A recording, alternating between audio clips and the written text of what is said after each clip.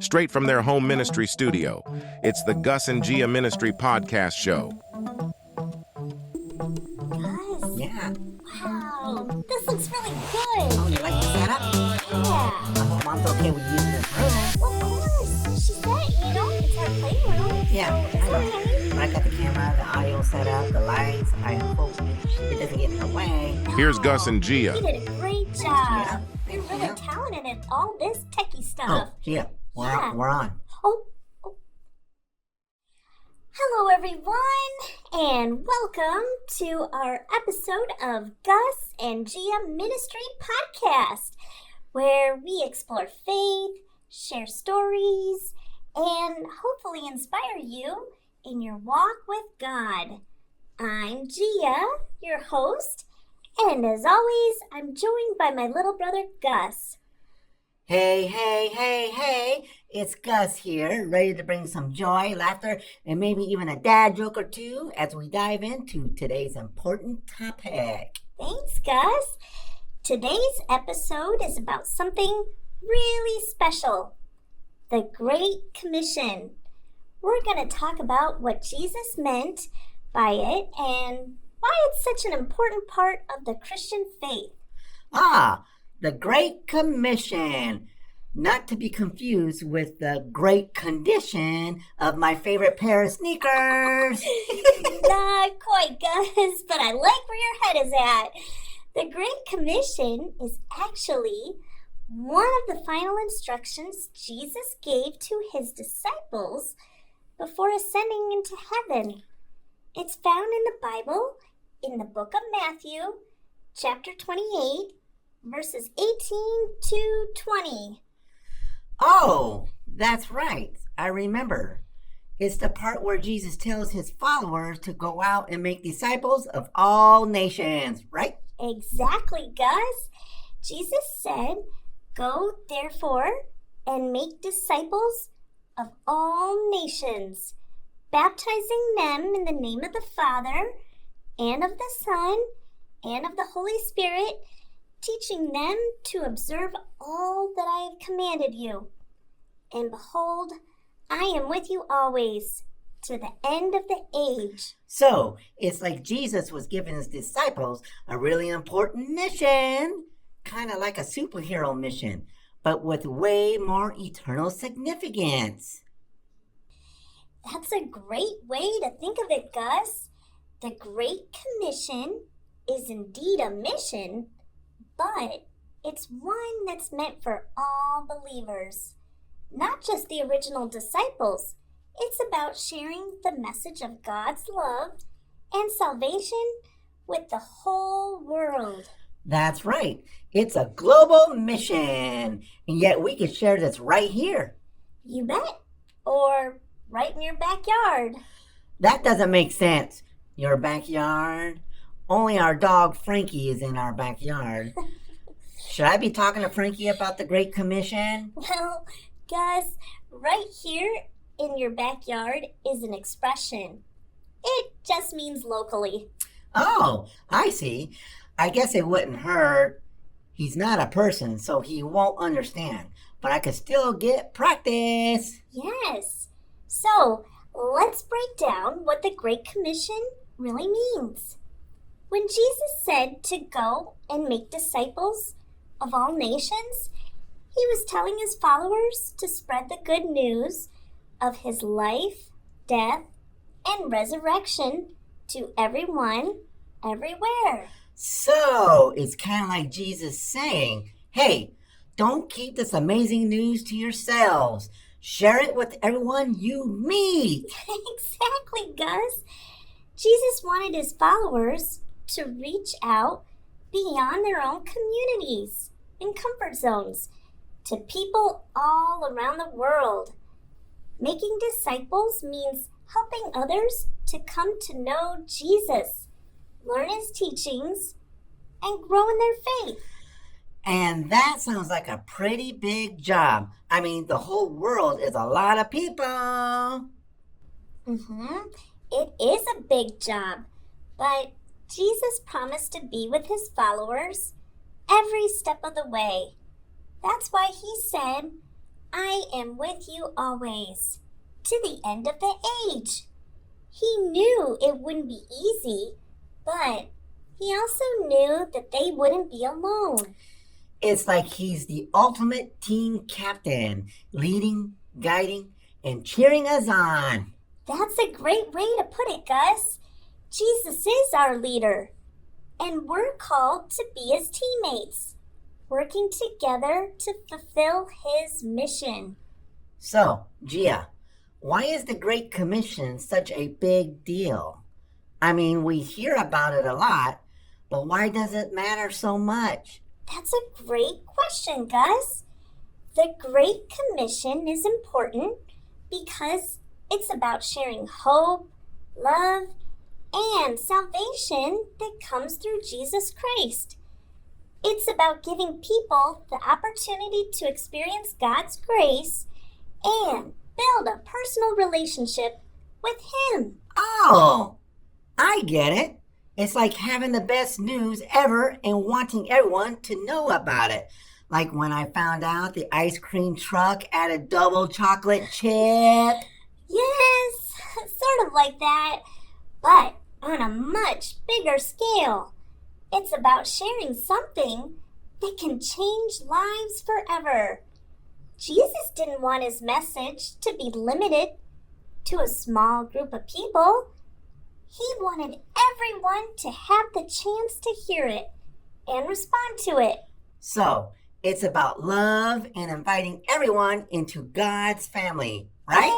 Exactly, Gus. It's about showing God's love to others and helping them discover the joy and peace that comes from knowing him. And that's why the Great Commission is so central to the Christian faith. It's a call to action for every believer. That's right. Everyone needs to hear the message and an invitation for salvation. So, now that we know that the Great Commission and what it is and why it's important, let's talk about how we can participate in it. What are some ways that we can follow Jesus' command to make disciples? I'm guessing it doesn't mean we all have to travel to faraway places, right? Exactly, Gus. While some people are called to be missionaries in other countries, the Great Commission starts right where you are. It's about sharing your faith in everyday ways, like being kind to others, helping those in need, and talking about Jesus with your friends and family. So, it's about being a good example and showing God's love in our actions, not just our words. Absolutely, Gus. The way we live our lives can be a powerful testimony to others. When people see the joy, peace, and love that we have because of our faith, they may be curious to learn more about Jesus. So, even when I'm telling my famous dad jokes, I can still be part of the Great Commission? Yes, Gus. Even your dad jokes can be a part of it, especially if they bring joy to others. Sharing God's love can take many forms, and humor is definitely one of them. All right. Speaking of which, why did Noah have to punish the chickens on the ark? I don't know, Gus. Why? Because they were using foul language. Get it? Foul? Yes. F-O-W-L? Yes, good one, Gus. That's how I roll. And see, you're already spreading joy. Now, let's talk about some real-life examples of people living out the Great Commission. One great example are missionaries who travel to different parts of the world to share the gospel and serve communities in need. Yeah, like that family we know who moved to another country to help build schools and teach kids about Jesus. Exactly, Gus. They're doing amazing work, not only by sharing the good news, but also by helping people in practical ways. But remember, you don't have to go far away to be a part of the Great Commission. How so, Gia? Well, think about our church's youth group. They organize local events, volunteer at shelters, reach out to people in our own community. All of these things are ways to share God's love and make disciples. Oh, like that time we helped with the food drive and got to share about our faith with people who came by? Yes, those were all opportunities to live out the Great Commission in our everyday lives. Another important way to participate in the Great Commission is through prayer. We can pray for missionaries, for people who don't know Jesus yet, and for opportunities to share our faith. Prayer is powerful, right, Gia? It's like talking to God and asking for his help and spreading his love. Yes, guys. Prayer is incredibly powerful. It invites God into our efforts and opens our hearts to be more aware of his guidance. When we pray, we align ourselves with God's will and become more sensitive to his leading. So, we could pray for courage to share our faith and for God to give us the right words when we talk to others. Absolutely, Gus. And we can pray for the people we know who don't yet have a relationship with Jesus, that their hearts would be open to his love. And we could pray that I remember to use more uplifting jokes. That too, Gus. Prayer is a key part of fulfilling his Great Commission because it reconnects us with God's heart for the world and helps us rely on his strength, not just our own. That makes sense, Gia. So even if we feel nervous about sharing our faith or don't know where to start, we can pray and trust that God will guide us. Exactly, Gus. Prayer can give us the courage to step out of our comfort zones, knowing that God is with us every step of the way, just like Jesus promised in the Great Commission. Speaking of stepping out of our comfort zones, Gia, I bet a lot of people feel scared about sharing their faith. What if they don't know what to say or someone asks a tough question? That's a great point, Gus. It's normal to feel nervous about sharing your faith. But remember, you don't have to have all the answers.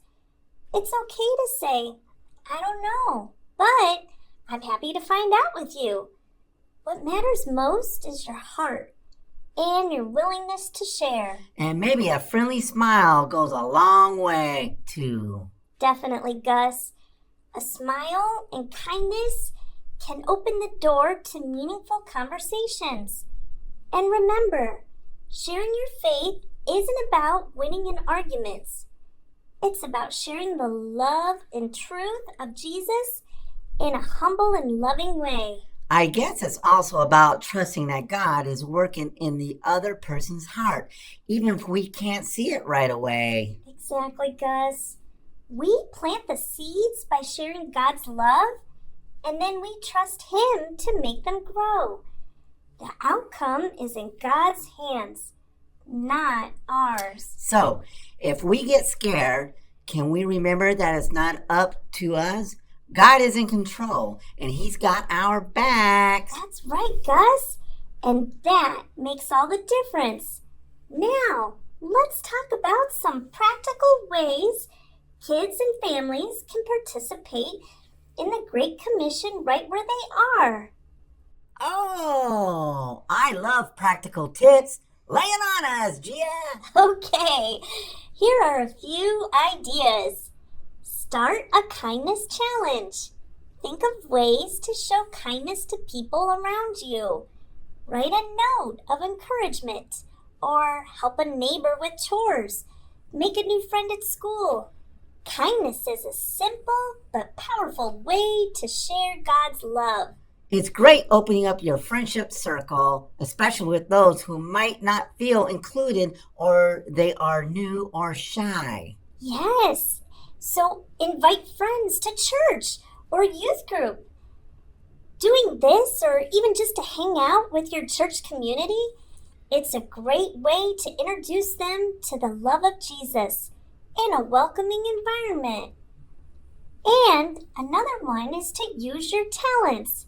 Whether you love music, art, sports, or writing, use your talents to serve others and share God's message. You could organize a talent show for a cause, write a poem about faith, or create artwork that inspires. I could showcase my awesome comedy and maybe see if Pastor Dan would be open to having my talent and others at the church. Yes, that's great. Even volunteering together. Find a local charity or organization where your family can volunteer. Serving others in your community is a wonderful way to live out the Great Commission.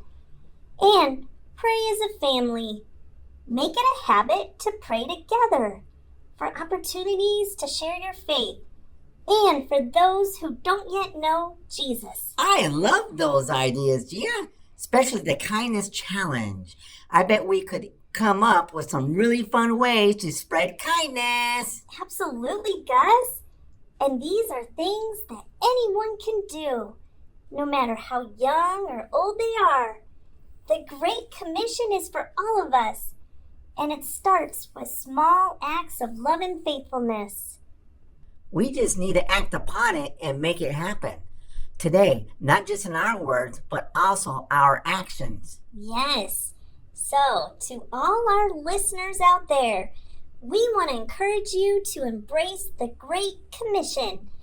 Remember that Jesus calls each one of us to share his love with the world, starting right where you are. Yeah, and don't worry about if you feel nervous or don't know all the answers. Just be yourself.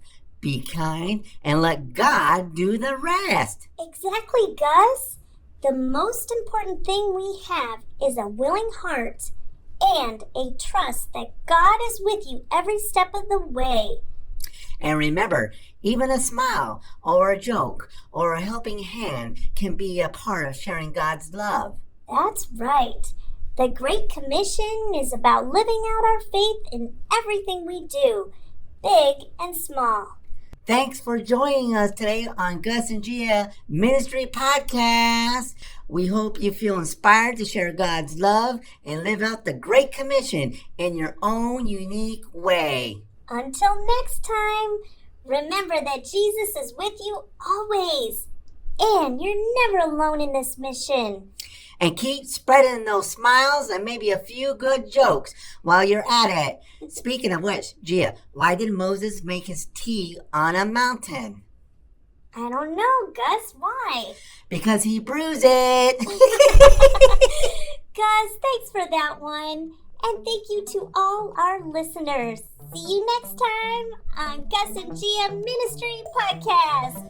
Bye for now, friends. This has been a Gus and Gia Ministry podcast show. I think it Like the was setup? wonderful. Yeah. Yes, it worked so well. Well, I think I'm going to go start spreading the joy and my kindness. I'm going to share my ice cream with the neighbor, Johnny. Oh, the double chocolate chip? Double chocolate chip ice cream. Oh, I think I'll talk to Johnny. Yeah, I'll talk to Johnny. Great. Yeah, I'll see what's going on with him. Oh, I think that would be a wonderful idea. Yeah, I do too. You go for it, Gus. Yeah.